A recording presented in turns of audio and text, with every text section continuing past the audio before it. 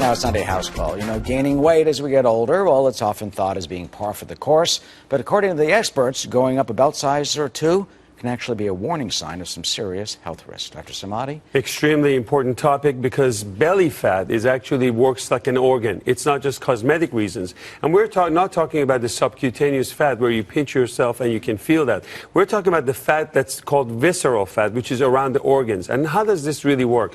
For a long time, we couldn't understand what exactly this belly fat does. Now we're starting to find out that it can secrete something called inflammatory process and something like cytokines, IL-6. A lot of these inflammatory cells can cause cancer, colon cancer, pancreatic cancer. This is the source of it.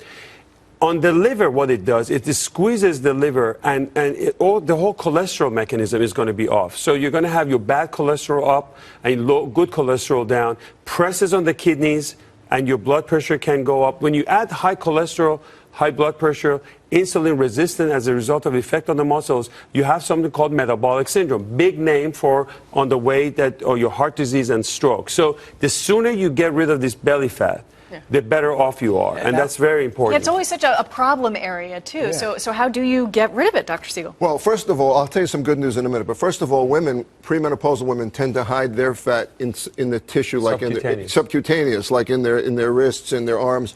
They're not like us. We go right to the belly with this. That's why they call it a beer belly. Men get beer bellies because alcohol goes there. It doesn't get it bombs your liver and it ends up in your belly. Or when your testosterone is low, you build up male menopause. Talk about that. Yeah, let's do that next week.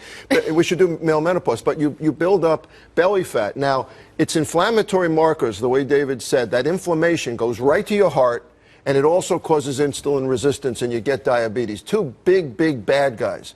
Here's the good news. It's relatively easy to get rid of because it's so loose.